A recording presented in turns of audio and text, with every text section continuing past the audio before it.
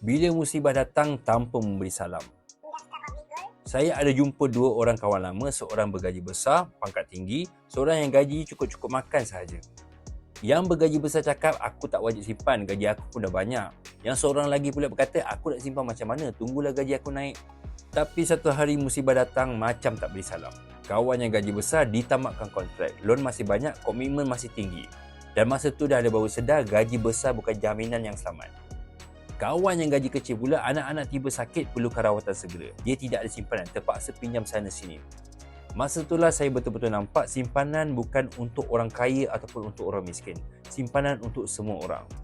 Kalau kita kerja makan gaji, kita perlu ada 3 bulan dana kecemasan. Kalau berniaga, kena ada 12 bulan untuk kos sara hidup.